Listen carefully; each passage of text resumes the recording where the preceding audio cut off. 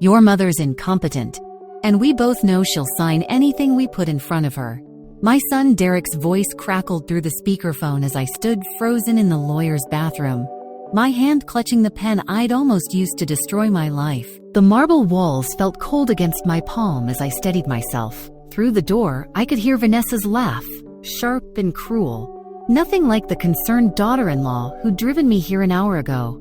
"Once she signs, we can have her declared incompetent within 90 days, Derek continued.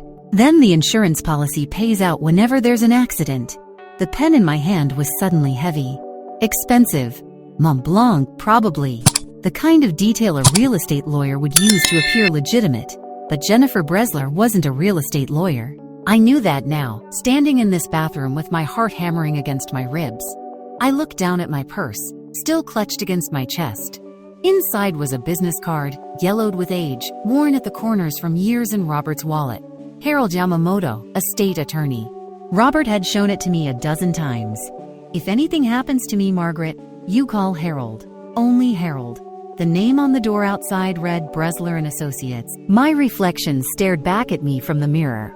A 68-year-old widow in a lavender cardigan, gray hair neatly permed, looking like every harmless grandmother in every nursing home across America. Exactly what they expected. But I'd spent 30 years with the IRS tracking people who thought they were smarter than the government. 3 decades analyzing financial fraud, spotting forged documents, recognizing the patterns criminals thought were invisible. And my son, my own son, had just confessed to planning my murder. I palmed my phone from my purse, fingers somehow steady despite the ice water running through my veins. 3 taps opened the voice recorder. I pressed my phone against the door crack, letting it capture every word. "The trust officer in Singapore won't question," Vanessa was saying. "We'll have access to the accounts within a week." Singapore. Robert had never mentioned Singapore. But then Robert had kept many things from me, hadn't he? The will reading had made that painfully clear. I closed my eyes and thought about my husband's face in those final months. The way he'd watched me with such intensity, as if memorizing every detail. The hours he'd spent in his office, door closed, telling me he was organizing his affairs. "She's taking forever in there," Derek said, impatient. "You think she's suspicious?" "Derek, your mother thinks email is complicated. She's fine." I flushed the toilet, ran the water, stared at my reflection one more time, the face of a woman they thought was a fool. I smoothed my cardigan, checked that my phone was still recording in my pocket, and picked up that expensive pen. Then I walked back into conference room B with a smile on my face and murder in my heart. Let me tell you how I got here, and more importantly, how I got out. If you're watching this, subscribe and let me know where you're watching from. This is a story about underestimating the quiet ones, and it's a mistake you only make once. 3 weeks earlier, Derek had shown up at my door with grocery bags and concern etched across his face like a mask he'd rehearsed in the mirror.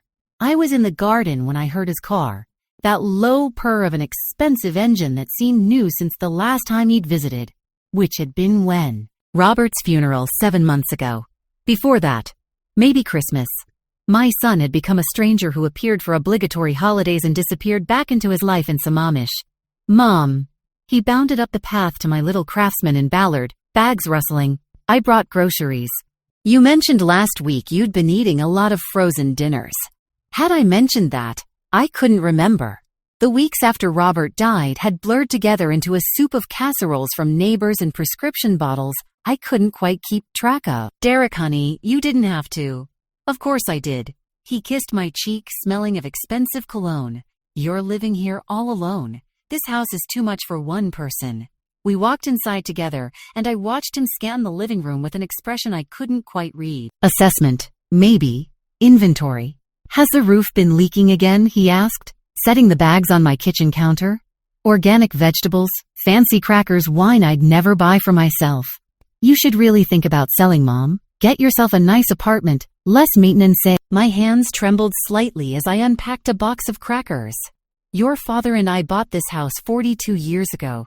We raised you here." "I know." His voice softened, and for a moment I saw my son again, the boy who'd help Robert in the garage, who'd bring me drawings from school. "But Dad's gone now. Don't you think he'd want you somewhere easier, safer?" The kettle whistled. I poured tea, grateful for something to do with my shaking hands. Actually, Derek, I've been meaning to ask you something. I set his cup down carefully. Your father's lawyer, Harold Yamamoto. He said he'd be in touch about the estate details. Has he called you? Something flickered across Derek's face. Dark, quick. Yamamoto? No, I don't think so. Why? He left me a message last week. Said there were some documents to review. I just wanted to make sure you'd gotten the same call. I'll look into it. He pulled out his phone. New, I noticed, flagship model, and typed something quickly. Speaking of documents, Mom, I brought some paperwork for you to look at. Just simple stuff. Power of attorney, healthcare proxy. You know, in case something happens. In case what happens? In case you get sick or confused. He smiled, but it didn't reach his eyes. Saying, Dad would have wanted you protected. The words felt rehearsed. I took a sip of tea to hide my expression. A habit I'd learned from 30 years of interviewing tax frauds who thought they were clever. The front door opened without a knock. Vanessa swept in, designer handbag swinging from her shoulder, Coach, but the leather was cracked near the handle, keeping up appearances. Margaret, she air-kissed both my cheeks, smelling of floral perfume. Derek told me he was visiting. I thought I'd stop by to see this gorgeous house. She was already moving through my living room, phone out, snapping photos. These built-ins are incredible, very vintage. And is that original hardwood? Vanessa's been helping some friends downsize, Derek explained quickly. She's great at estate stuff. Estate stuff. My husband had been dead 7 months, and my daughter-in-law was photographing my furniture. They stayed for an hour, leaving stacks of documents on my counter. Legal forms with tiny print that swam before my eyes.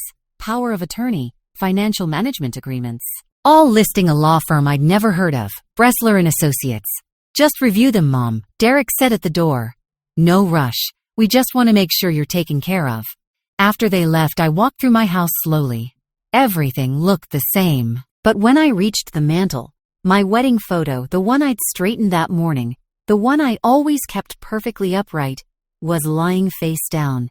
And I knew with absolute certainty that neither Derek nor Vanessa had been anywhere near it. The actual will reading happened on a Thursday morning so gray that even the law office's floor-to-ceiling windows couldn't salvage the light. Harold Yamamoto's office occupied the 72nd floor of the Columbia Tower, with views of Elliott Bay that Robert used to say made him feel like he was flying. I'd been here once before, years ago, when we'd updated our estate plan after Derek graduated college. The office smelled the same. Old books and furniture polish, and the faint scent of coffee that permeated buildings where people worked late into the night. Derek and Vanessa were already there when I arrived, sitting close together on the leather sofa like allies at a negotiation. Derek's suit looked new. Vanessa's nails were freshly manicured, that glossy red that cost $60 at the salons downtown. Robert's sister Linda squeezed my hand as I sat down. You holding up? I nodded, not trusting my voice. The weight of Robert's absence felt heavier here, in this place where he'd spent so much time those last 2 years. Planning, protecting, leaving me, I thought, essentially alone. Harold Yamamoto entered with the careful formality of a man about to deliver difficult news. He was younger than I expected, maybe 50, with silver threading through black hair and eyes that kept finding mine with an intensity that felt like a message I couldn't decode. Thank you all for coming, he began, settling behind his desk. Robert Chen's last will and testament is straightforward in most respects. Most respects. The phrase hung in the air like smoke. He read through the technical language, declarations and attestations that meant Robert had been of sound mind, that this document represented his true wishes. Derek shifted beside me, impatient. Vanessa's foot tapped against the carpet. Then came the distributions. To my son, Derek Robert Chen.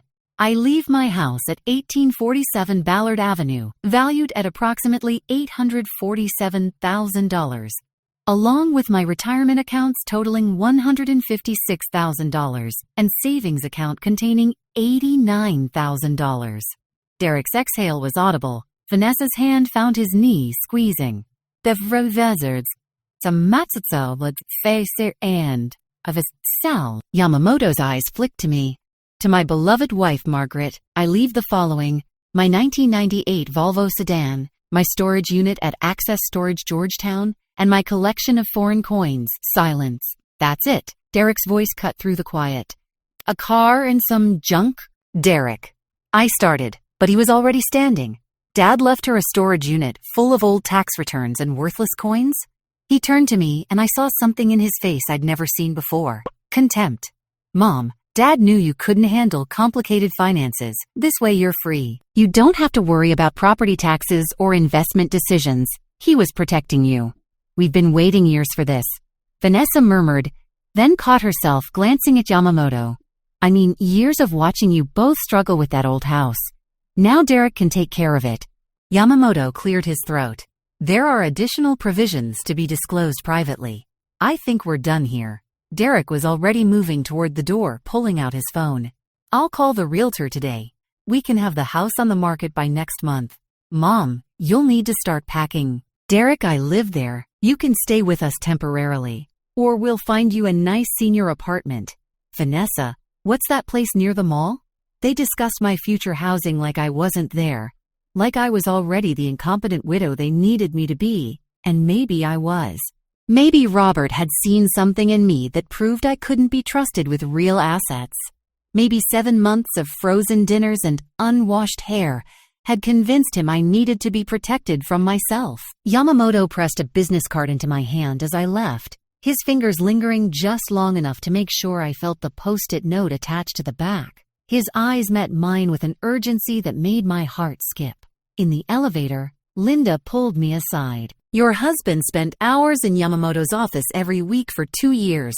Robert Chen didn't do anything without a reason. Whatever he left you, it meant something. I waited until I was alone in the parking garage, sitting in my old Honda. Derek had already taken the Volvo, claiming he'd prep it for sale. Before I looked at the post-it note, the message was written in Robert's handwriting, precise and small. Storage unit first. Key is where you learn to drive. Borel see my father's old driving manual. I still had it tucked in the bookshelf in Robert's office, which meant Robert had planned this moment, had known exactly what would happen in that conference room. And suddenly, sitting alone in the dark garage with tears streaming down my face, I realized my husband hadn't abandoned me at all. He'd left me a mess. The storage facility smelled like motor oil and regret, and the key I'd found taped inside my father's old driving manual fit the lock on Unit 247, with a click that sounded like Robert's voice saying, "Good girl." I'd taken an Uber to get here.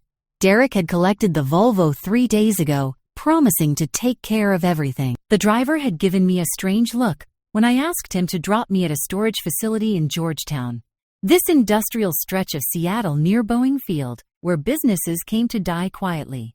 The lock was stiff from disuse. I had to work it twice before it gave way, the door rolling up with a metallic screech that echoed through the concrete corridor. Inside, the unit looked exactly like what Derek had assumed I'd inherited. Junk. Boxes of old tax returns stacked against one wall. Broken furniture leaning against another. Gardening equipment Robert hadn't used in a decade. The accumulated debris of a 42-year marriage. Worthless except for sentiment. I should have felt disappointed. Instead, I felt Robert's presence so strongly I nearly turned around, expecting to see him standing behind me with that patient smile he got when he was teaching me something. Think 3 moves ahead, Margaret. That's how you win at chess. The camping trunk sat in the back corner, partially hidden behind a stack of boxes labeled Tax Returns 1985, 1990. Our initials were carved into the wooden lid. RLC plus mess, done with a pocket knife on our honeymoon camping trip to the Olympics. I'd been Margaret Emily Sullivan then, 26 years old and so in love I could barely breathe. The trunk wasn't locked. Inside, instead of musty sleeping bags and camp stoves, I found accordion file, 8 of them, labeled by year, organized with the meticulous precision that had made Robert one of Boeing's most valued aerospace engineers. My hands were shaking as I opened the first file. Financial documents, but not ours. At least not any I recognized. Account statements from banks I'd never heard of. DBS Bank Singapore, Bank of the Cook Islands, Balboa Bank and Trust Panama. Numbers that made my head spin. Transfer records, trust documents, asset protection strategies. A Singapore irrevocable trust naming me as sole beneficiary. Current value, $2. $3 million. I sat back hard, my tailbone hitting the concrete floor. $2.3 million. Robert had left Derek the house and savings, maybe $1 million total. He'd left me more than twice that. Hidden in a storage unit he knew Derek would never bother to investigate. The letter was in the second file, dated 2 weeks before Robert died. His handwriting was shakier than I remembered, but still precise. Still Robert. My dearest Margaret, if you're reading this, I'm gone, and I'm so sorry. I have stage 4 pancreatic cancer. I've known for 3.5 years, since the month after my 64th birthday. The doctors gave me 6 months. Clinical trials bought me more time, but not enough. Never enough. I spent the last 3 years protecting you from what's coming. Derek is not the man we thought he was. My vision blurred. I blinked hard, forcing myself to keep reading. 2 years ago, Derek came to me asking for $500,000 for his startup. I started asking questions. Margaret, our son has a gambling problem. Underground poker, cryptocurrency speculation, sports betting. He owes $340,000 to very dangerous people. Vanessa was disbarred in California for forging client signatures on property transfers. They're drowning in debt from the lifestyle they can't afford. I hired a private investigator. What we found. I'm so sorry, my love. They've been planning to exploit us since my diagnosis. Possibly worse. Everything you need is on the USB drive.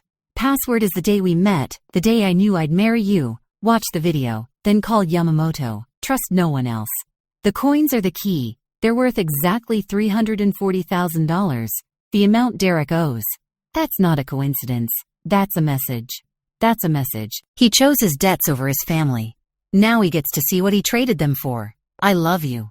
I've loved you for 42 years. I'll love you beyond death. This is how I'm protecting you. Forever yours, Robert. The date we met.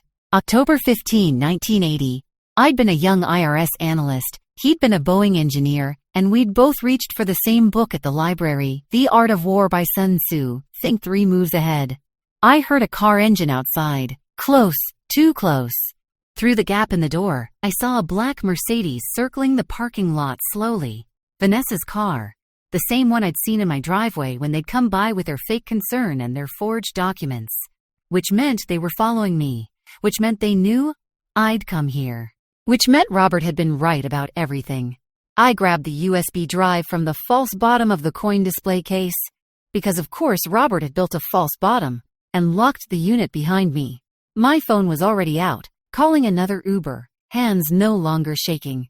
Grief could wait. Right now, I had a video to watch, and a war to win. Robert's face filled my laptop screen that night, thinner than I remembered, but his eyes held that sharp brightness he got when solving a complex problem. I'd locked every door in the house, drawn every curtain, and barricaded myself in Robert's office. My office now, I supposed. The USB drive had taken 3 tries to open because my fingers kept slipping on the keyboard. October 15th, 1980. The day that had changed everything. My dearest Margaret. Robert's voice emerged from the speakers, and I had to pause the video, pressing my hand over my mouth to keep from sobbing. I thought I was cried out. I was wrong. After a moment I pressed play again. If you're watching this, I'm gone and I'm so sorry. Robert looked directly into the camera with that steady gaze that had always made me feel seen. I discovered something about Derek that broke my heart, but I won't let it break you. He leaned back in his chair. This chair, the one I was sitting in now, and I saw the weight loss. The hollowness in his cheeks that the clinical trial had temporarily hidden. This video was recent, maybe weeks before he died. 2 years ago, Derek approached me about investing in his company. He needed $500,000. When I asked for financial statements, he became evasive. That's when I knew something was wrong. Robert pulled out a folder. I recognized it from the storage unit files. I hired Martin Reeves, a private investigator. Former FBI, specialized in financial crimes. What we found. He paused, and I saw grief wash across his face.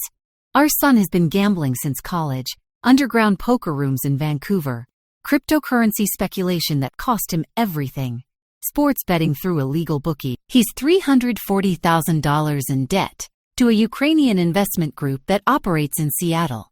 These aren't the kind of people who accept payment plans, Margaret. The screen changed to surveillance footage. Derek entering a warehouse in Georgetown at 2 a.m. Derek. meeting with men in expensive suits who looked like they'd stepped out of a crime drama. Derek, his face gray with fear, nodding while someone who looked like a movie mobster spoke close to his ear. The creditors gave him 6 months. Robert continued. That deadline passed 3 weeks ago. They've extended it, probably because they know his father just died and he's expecting an inheritance. My stomach turned to ice. The footage changed again. Vanessa, sitting in a coffee shop with a man I didn't recognize. Money changing hands. Documents being passed across the table. Vanessa Martinez Chen was disbarred in California in 2019 for forging client signatures on property transfer documents. She stole $200,000 from an elderly client. The case was dismissed on a technicality. The client died before trial, and the family settled. But Vanessa's been doing it again here in Washington. The Bar Association is investigating, but she needs money fast if she's going to flee before charges are filed. The screen split. On one side, Derek's desperate face. On the other, Vanessa's cold calculation. Together, they're dangerous, Robert said. Separately, Derek might have come to us for help. Vanessa might have just disappeared. But together, they've been planning something that... He stopped. And when he continued, his voice was harder than I'd ever heard it. Margaret, they took out a $100,000 life insurance policy on you 6 months ago. Accidental death clause pays double. The room tilted. I gripped the desk to steady myself. There's more. Robert's face filled the screen again. They've been researching elder incompetency law. How to have someone declared unable to manage their affairs. They've made appointments with 3 different estate attorneys, not Yamamoto. Attorneys they think they can manipulate. I have recordings of those consultations. The video showed a grid of files. Everything you need is on this drive. 47 recorded phone calls. Bank statements showing Derek's losses, screenshots of Vanessa's fraud, surveillance footage from Martin's investigation, and notarized documentation from my doctors, my financial advisor, and my Boeing security clearance officer, all attesting that I was of completely sound mind when I created the offshore trust structure. The trust is yours, Margaret. All of it. $2. $3 million in diversified international investments. Protected by a legal structure so complex it would take them years to even attempt to break it. And they can't. I made sure of it. Robert leaned forward, and I saw tears on his face.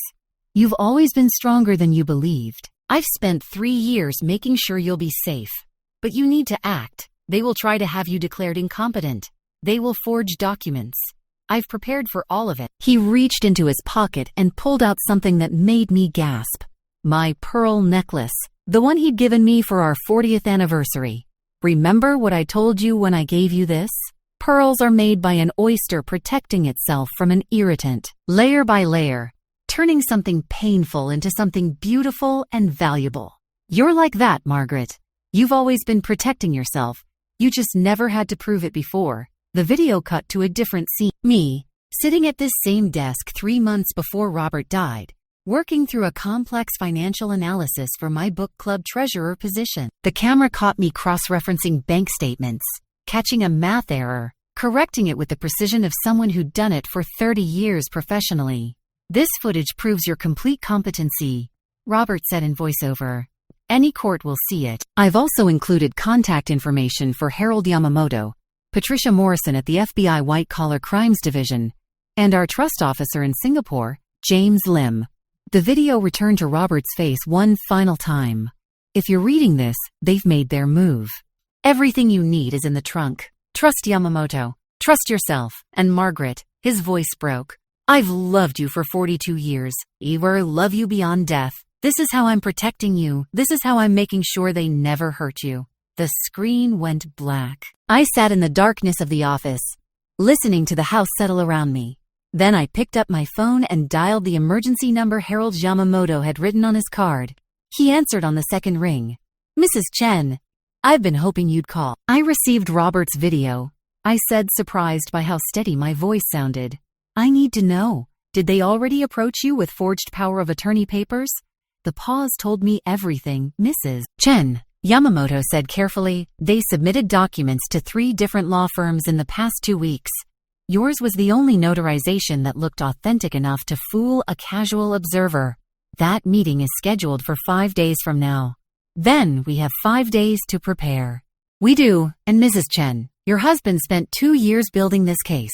Every piece of evidence, every legal strategy, every backup plan. He thought 10 moves ahead. All you have to do is trust the plan. I looked at Robert's photo on the desk.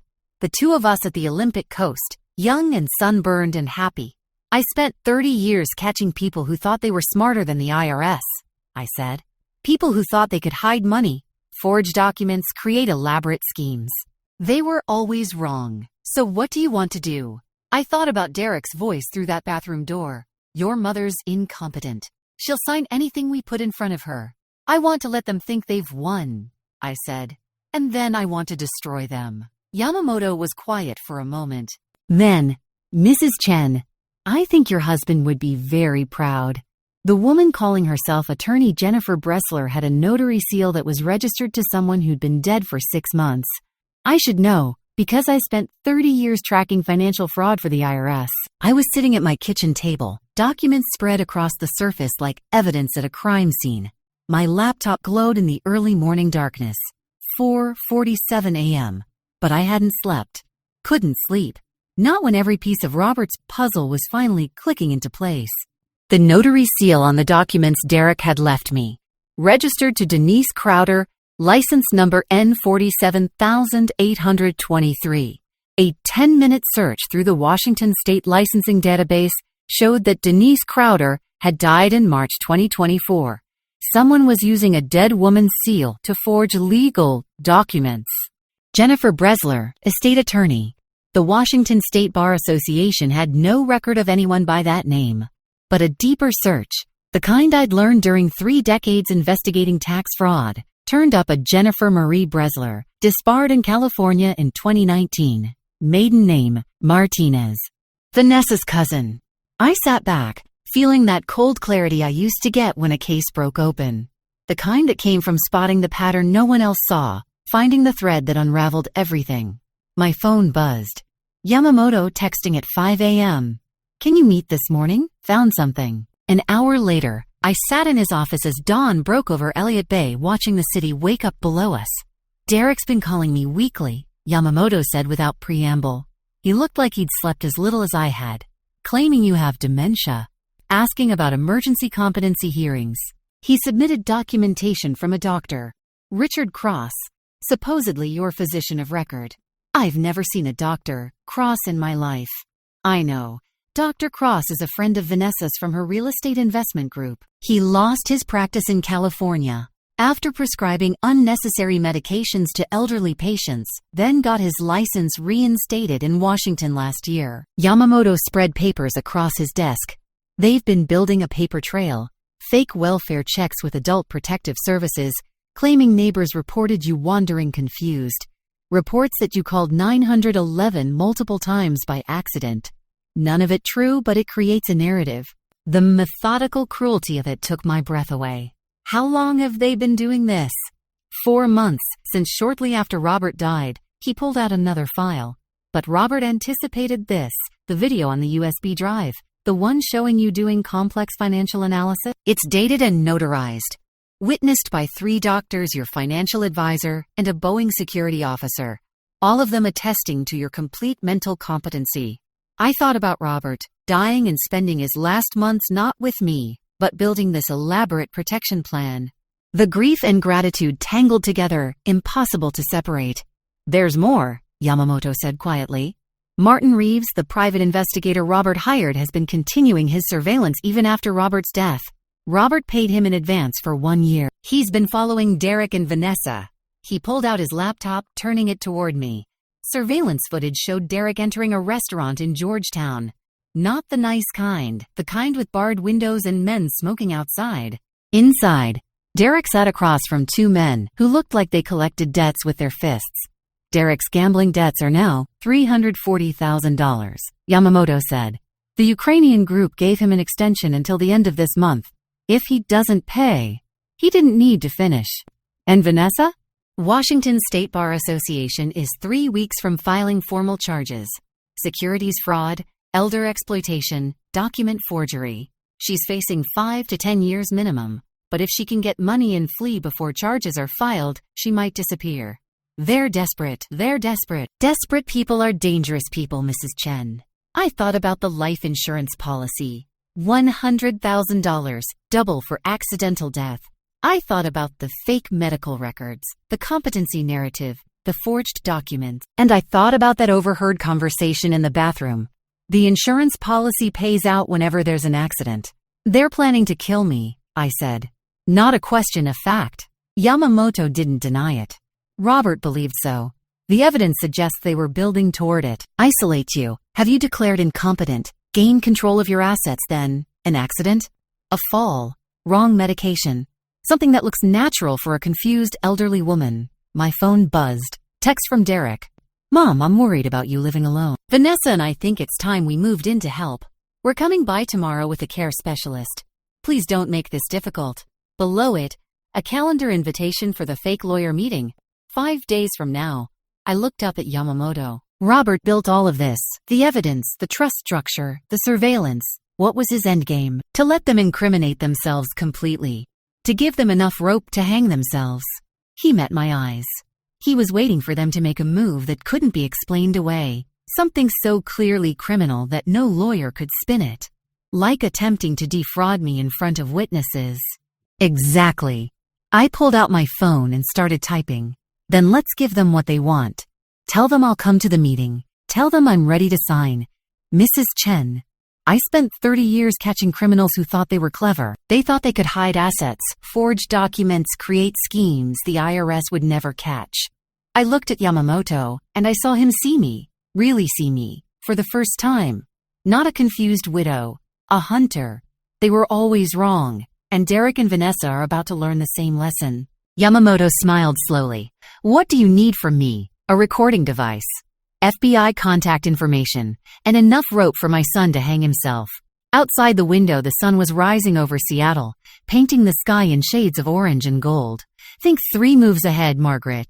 I wore the lavender cardigan Derek bought me last Christmas. The one that made me look like every harmless grandmother in every nursing home. Exactly the costume they expected. The executive suite was on the 14th floor of a downtown building. The kind of temporary office space rented by the hour. Professional enough to look legitimate, anonymous enough to disappear without a trace. Perfect for a fraud. I'd arrived early, carrying homemade cookies in a Tupperware container. Chocolate chip, Derek's favorite since childhood. The kind of detail that would make me seem sweet, confused, manageable. The purse camera was the size of a button, positioned to capture the entire conference room. FBI agent Patricia Morrison had installed it herself that morning, along with the phone app that was streaming everything directly to federal servers.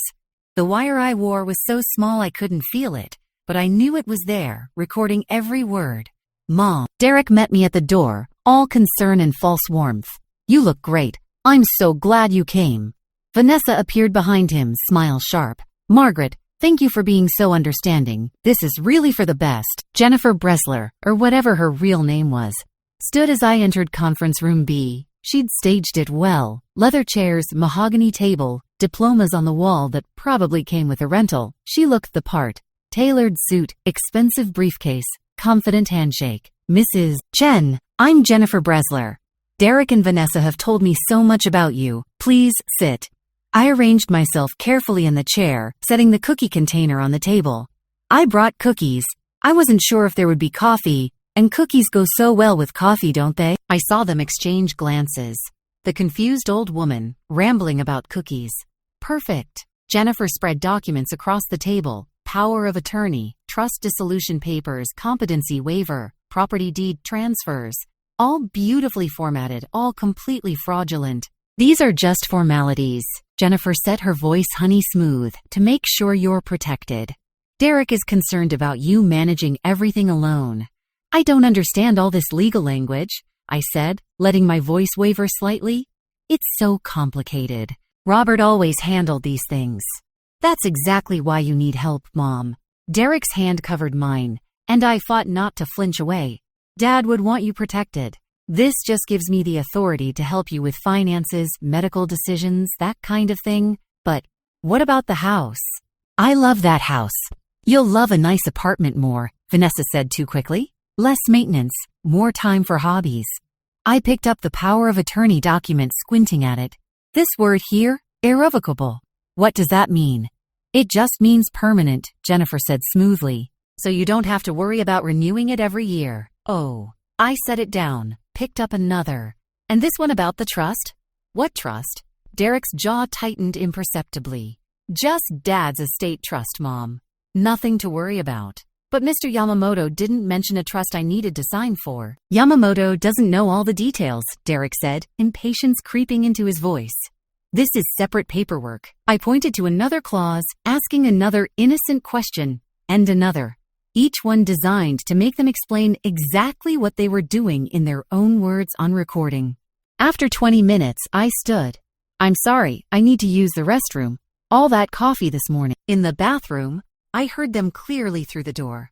They'd started a conference call on speaker, probably thinking the bathroom fan would mask their conversation from an old woman with hearing that probably wasn't what it used to be. But my hearing was perfect. And so was the recording device in my purse, positioned against the door crack. Your mother's incompetent, and we both know she'll sign anything we put in front of her, Derek's voice said. Words I'd heard before, but needed to capture again with the federal wire. Once she signs, we can have her declared incompetent within 90 days. Then the insurance policy pays out whenever there's an accident. The trust officer in Singapore won't question anything with her signature and power of attorney, Vanessa added. We'll have access to the accounts within a week, then we're gone. What about Morrison? A third voice, Jennifer Bresler. The Ukrainian group won't wait forever, Derek. They'll get their money, all of it, and we'll have over $1 million left to disappear with. I flushed the toilet, ran the water, checked my phone. FBI agent Morrison had texted a single word. Go, time to end this. I walked back into the conference room, settling into my chair with a smile. I activated the video call to Yamamoto's office with a tap in my pocket. Now he was watching everything too, recording from his end. I think I understand now, I said, picking up the pen. You just need me to sign, and then Derek takes care of everything? Relief washed across their faces. Exactly, Mom. Just sign, and we'll handle all the complicated stuff. I held the pen over the first document. Then I looked up, meeting Derek's eyes.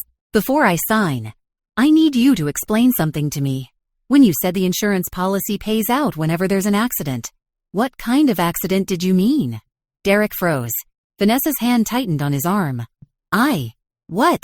The life insurance policy you took out on me 6 months ago. $100,000, double for accidental death. What kind of accident were you planning? The color drained from Derek's face. How did you? I spent 30 years tracking people who thought they were smarter than the IRS. I said, my voice no longer wavering, no longer uncertain. People who forged documents, hid assets, created elaborate schemes. They all made the same mistake. I stood, looking at each of them in turn. They underestimated the quiet ones. Jennifer Bresler was already moving toward the door. I don't know what you're talking about. Your real name is Jennifer Marie Bresler Martinez, disbarred in California in 2019, Vanessa's cousin. The notary seal you're using belongs to Denise Crowder, who died 6 months ago. That's identity theft and fraud. The door opened. FBI agent Patricia Morrison entered, federal badge held high, followed by Seattle PD fraud detectives and Harold Yamamoto. Derek Robert Chen, Vanessa Martinez Chen, Jennifer Marie Bresler Martinez. You're under arrest for conspiracy to commit elder abuse, wire fraud, identity theft, forgery, and conspiracy to commit murder. Vanessa bolted, made it 3 steps into the hallway before a female detective tackled her to the ground. Derek collapsed into his chair, hands shaking. Mom, you don't understand. I needed the money. They were going to kill me if I didn't pay. So you were going to kill me instead? No, we weren't actually going to. It was just insurance, just in case. He was sobbing now, the mask completely shattered. We needed the money, Mom. You don't understand. They'll kill me. Just sign the fucking papers. Vanessa screamed from the hallway, still fighting against the handcuffs. You stupid old bitch. You've ruined everything. Agent Morrison approached me, professional concern in her eyes. Mrs. Chen, are you all right? I watched as they read Derek his rights, watched him crumble into the pathetic thing he'd become, my son. The boy I'd raised, who I'd rocked to sleep and taught to ride a bike and sent to college with such pride. He believed in who you could have been. I said softly as they cuffed him. You chose who you became. Derek looked up at me, and for just a moment, I saw genuine remorse. Dad always liked you better. He never believed in me. My voice cracked for the first time. He believed in who you could have been, Derek. Right up until the end, he wanted to believe you'd change. But you chose this. You chose gambling over family. You chose fraud over honesty. And you chose attempted murder over asking for help. They led him away. Yamamoto touched my elbow gently. You did well, Mrs. Chen. Your husband would be proud. I looked down at the unsigned documents on the conference table. The elaborate trap that Robert had spent 2 years preparing, that I'd spent 5 days executing. I hope so, I whispered. God, I hope so. Outside the window, Seattle stretched out below us, indifferent and beautiful. My son was going to prison. My daughter-in-law was screaming threats from the hallway. My life as I'd known it was over, but I was alive, and I'd won. 6 months later, I sat in federal court wearing the pearl necklace Robert gave me for our 40th anniversary, and watched a judge sentence my son to 8 years in prison. The courtroom was smaller than I'd imagined from television. No dramatic wooden panels or soaring ceilings, just functional government carpeting and fluorescent lights that made everyone look tired, which we all were. 6 months of depositions, evidence review, plea negotiations that ultimately failed because Vanessa refused to cooperate. Derek sat at the defendant's table in an orange jumpsuit, looking 20 years older than his 44 years. Vanessa sat separately. She turned on him briefly, then turned back, then tried to run. She'd been denied bail after the flight risk became apparent. Judge Catherine Winters reviewed the evidence with the clinical precision of someone who'd seen every permutation of human greed. Mr. Chen, you conspired to defraud your mother, forge legal documents, and based on the life insurance policy and recorded statements, there's substantial evidence of conspiracy to commit murder. Your Honor, I never actually planned to. Derek started, but his public defender put a hand on his arm. The evidence speaks for itself. Judge Winters looked at him with something that might have been pity. 8 years in federal prison, followed by 3 years supervised release. You'll be eligible for parole after 5. Vanessa received 12 years. The securities fraud and California charges had been reopened, stacking additional time. Jennifer Bresler got 3 years and permanent disbarment. Dr. Cross had his medical license permanently revoked and was under investigation for his role in the fake competency evaluations. When they called me for the victim impact statement, I walked to the stand with Linda beside me. My hands were steady. My voice was clear. Derek is my only child, I began. I carried him for 9 months, raised him for 18 years, loved him for 44. When his father died, I told myself Derek's distance was grief, that his sudden attention was concern. I wanted so desperately to believe in him that I almost signed away my life. I looked at Derek. He was crying silently. But my husband knew better. Robert spent his last 3 years building a protection plan because he saw what I refused to see, that our son had become someone willing to hurt me for money. The grief of that knowledge must have been devastating. But he loved me enough to act on it anyway. The coins Robert left me were appraised at $340,000. Exactly the amount of Derek's gambling debts. I've donated them to the Seattle Gambling Addiction Treatment Center in Robert's name. Not because Derek deserves the help, but because other families might be saved from this. I don't forgive my son, but I don't want revenge either. I want him to do the work of becoming the person his father believed he could be. If he does that, maybe someday we can have some kind of relationship. But that's his choice to make. Judge Winters nodded slowly.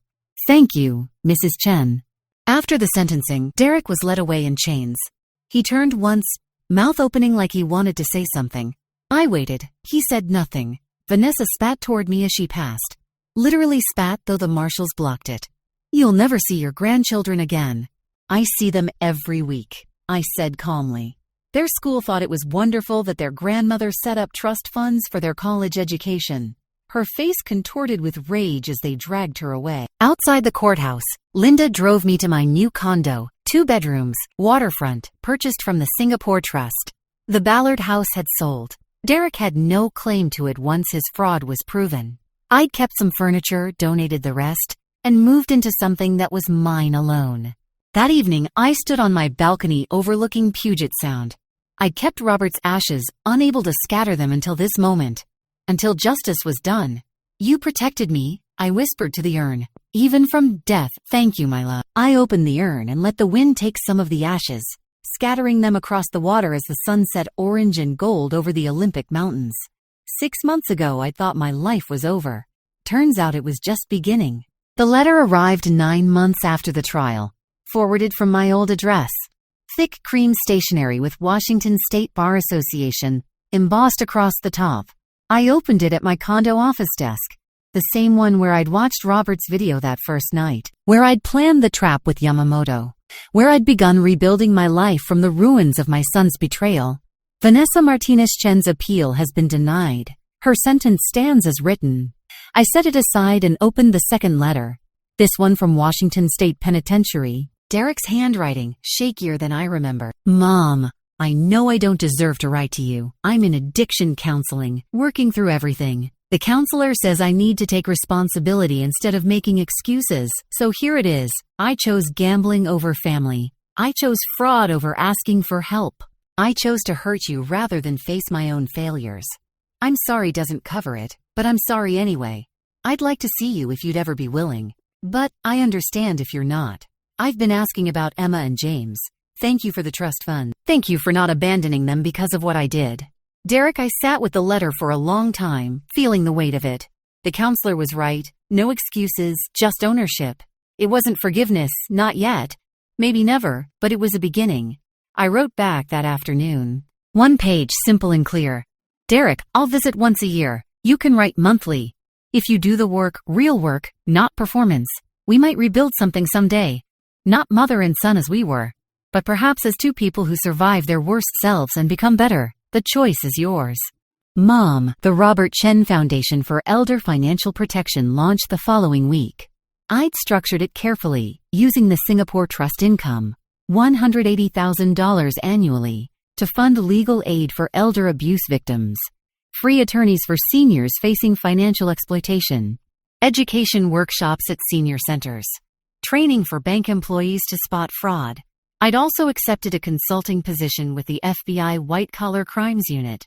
Voluntary, no pay, but it gave me access to cases where my 30 years of IRS experience could help.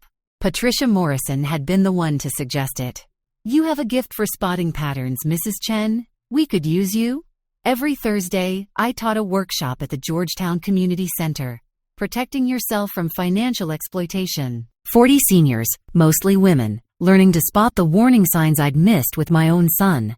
Today, during break, a 70-year-old woman approached me. Gray hair, kind eyes, trembling hands clutching a folder. Miss Chen, my daughter wants me to sign over my house.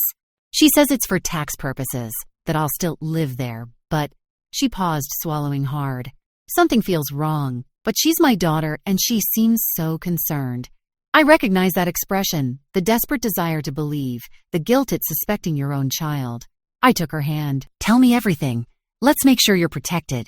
An hour later, we'd reviewed her documents, power of attorney papers that would strip her of all control, drafted by an attorney already under investigation for elder exploitation. What do I do? She whispered. You call a real lawyer. You protect yourself. And you remember that real love doesn't require you to be helpless. She left with Harold Yamamoto's card, with the foundation's resources, with the knowledge that she wasn't alone. Through the community center window, I could see Robert's Volvo in the parking lot. I'd had it restored, kept it, driven it here today. On the bumper, a new sticker I'd had made. Underestimate me. That'll be fun. I walked to my car, Robert's journal in my bag, the one I'd found in the storage unit last month, filled with his last year's thoughts. Love notes, fears, and this line written 3 days before he died. Margaret doesn't know her own strength yet, but she will. I've made sure of it. She'll be magnificent. I sat in the driver's seat, touching the steering wheel he'd touched 1,000 times. I hope I'm making you proud, I said to the empty car. The engine turned over with a familiar rumble. I pulled out of the parking lot and drove toward home, toward the waterfront condo, and the foundation work, and the weekly dinners with Linda, and the monthly letters from grandchildren, whose trust funds would let them be whoever they wanted to be, toward a life I'd built from betrayal and grief, and the fierce protective love of a man who'd thought 10 moves ahead. I'd survived. More than survived. I'd won. Thanks for listening to my story. I learned that the greatest love stories aren't about passion, they're about protection. Robert protected me from beyond death, and now I protect others from the same betrayal I almost suffered. If you're watching this and something feels wrong with how a family member is treating you, trust that instinct. Real love doesn't require you to be helpless. Real love doesn't demand you sign away your autonomy. Real love protects. Don't forget to subscribe and share your story in the comments if you feel comfortable. You're not alone, your voice matters, and you're stronger than anyone who's trying to make you feel weak. Remember, underestimate the quiet ones at your own risk.